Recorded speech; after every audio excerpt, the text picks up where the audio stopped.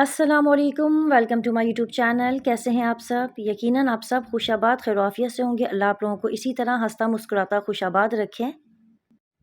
पेशावर किस्सा ख्वानी बाज़ार की खीर अगर आपने खाई ना होगी तब भी आपने उसके बारे में सुना ज़रूर होगा।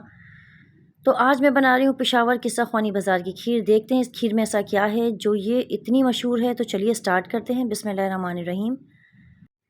खीर के लिए मैंने चावल लिए हैं 1.5 कप के करीब। मैंने बासमती टोटा चावल लिए हैं। आप बासमती राइस जो बिरयानी वाले होते हैं वो ले लीजिए, लेकिन सेला चावल यूज़ नहीं कीजिएगा। अच्छी तरह से चावलों को धोकर 30 मिनट के लिए मैंने चावल को भिगो कर रख दिया था। ये देखिए चावल जो है हमारे आधा घंटा हो चुका है भीगे हुए। यहाँ मैंने 1.5 लीटर पानी लिया है जिसे मैंने गर्म करने के लिए रख दिया था। पानी गर्म होने पर जो चावल मैंने भिगो कर रखे थे उनका मैंने पानी निकाल लिया था। वो चावल मैं इस उबलते हुए पानी में डाल दूँगी। चावल को हमें इतना पका लेना है कि चावल जो है कम्प्लीटली डन हो जाए हमारे।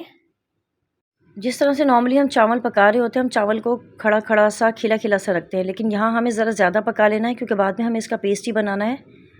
देखिए 3-4 मिनट हो गए हैं चावल को उबलते हुए। पानी जो है खुश्क होने लगा है।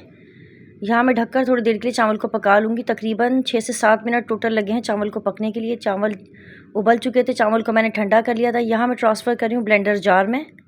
चावलों को मैंने बहुत अच्छी तरह से पका लिया था ताकि चावल जो है हमारे आसानी के साथ ब्लेंड हो जाए।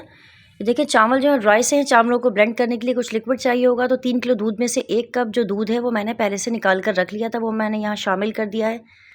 तकरीबन 7 से 8 मेरे पास ये पापे या केक रस जो भी कह लें।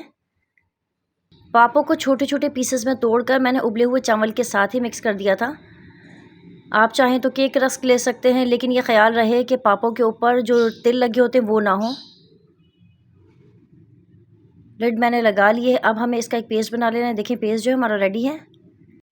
स्मूथ सा जो पेस्ट है हमारा रेडी हो गया है। पेस्ट को फ़िलहाल मैं साइड पर रख रही हूँ। अब मैंने यहाँ लिया है 3 किलो के करीब दूध, जिसमें से 1 कप मैंने पेस्ट बनाने के लिए यूज़ किया था। रिमेनिंग जो है वो मैंने उबलने के लिए रख दिया है। दूध को हाई फ्लेम पर उबलने तक मैं चला लूँगी ताकि दूध जो है वो पैंदे से ना लगे। देखें दूध के जो है अच्छी तरह से उबाल आ गया है। अब यहाँ मैं फ्लेम को कर दूँगी लो और दूध को मैं तकरीबन आधे घंटे के लिए पकने के लिए रख दूँगी। ये देखें दूध जो है हमारा पक रहा है। इसी तरह से साइड से जो इसमें बालाई आ रही है वो भी हम उतार उतार कर दूध में ही शामिल करते रहेंगे। दूध को पकते हुए आधा घंटा हो गया है। ये देखिए दूध पक पक कर रिड्यूस होने लगा है। यहाँ मैं इसमें शामिल करूँगी पिसी इलायची। मैंने 1/4 टीस्पून के करीब पिसी इलायची ली है। अगर आप चाहें तो इलायची को हल्का सा क्रश करके भी इसमें शामिल कर सकते हैं। 4 से 5 आप इलायची ले लीजिए। हल्का सा इलायची को आप तोड़ लीजिए, वो आप शामिल कर दीजिए अगर आप पिसी इलायची शामिल नहीं करना चाहते हैं तो। जो पेस्ट मैंने बना कर रखा था पापे और चावल का, वो भी मैं यहाँ शामिल कर रही हूँ। अच्छी तरह से आप इसे चला लीजिए ताकि जो ये पेस्ट है पैंदे से लगकर जले ना। उबले हुए चावल और पापों की वजह से पेस्ट जो है थोड़ा सा थिक है, तो आपको चलाना मुसलसल है, वरना जैसे ही आप छोड़ेंगे जो ये पेस्ट है वो पैंदे से लग जाएगा। यहाँ मैं इसमें शामिल कर रही हूँ शक्कर। शक्कर के मैंने तकरीबन 2.5 प्याली के करीब ली थी। आप अपने टेस्ट के अकॉर्डिंगली कम या ज़्यादा कर सकते हैं, लेकिन 3 किलो दूध में इतनी शक्कर तो जाएगी। शक्कर जो है टोटल 400 से 450 ग्राम्स के करीब मैंने इसमें यूज़ की है। यहाँ 8 से 10 बादाम थे जिसे मैंने बारीक बारीक काट लिया था, वो भी मैंने इसमें शामिल कर दिए हैं। 8 से 10 ही मेरे पास पिस्ते थे जिससे मैंने हल्का सा बॉईल कर छिलका उतार लिया था, वो भी मैंने बारीक बारीक काट कर खीर में ही शामिल कर दिए हैं।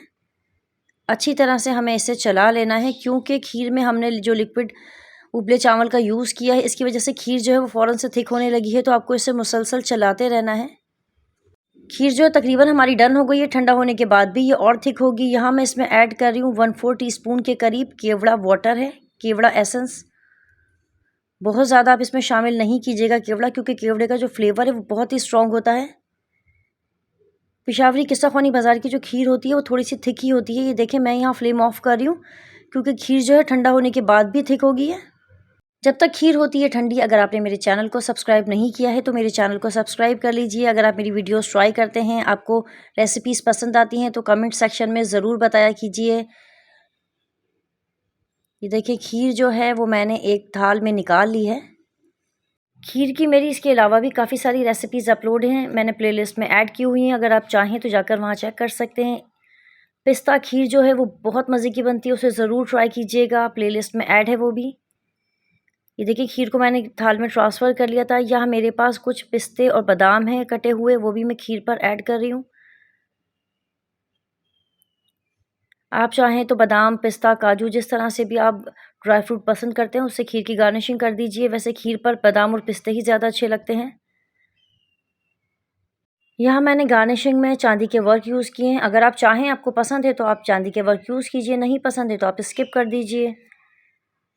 जैसा कि पेशावर की किस्सा ख़्वानी बाज़ार की जो खीर है वो बहुत ही मशहूर है, इसी तरह से हर इलाके, हर शहर की कोई ना कोई स्पेशलिटी होती है।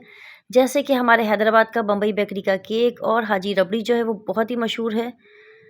आप किस एरिया से, किस शहर से बिलॉन्ग करते हैं? आपके एरिया की कौन सी चीज़ मशहूर है? ये कमेंट सेक्शन में ज़रूर बताइएगा। ये खीर आप ज़रूर ट्राई कीजिएगा और पेशावर के किस्सा ख़्वानी बाज़ार की फ़ेमस खीर घर में खाकर आपको कैसा लगा? कमेंट सेक्शन में ज़रूर बताइएगा ये। Mummy, it's too yummy.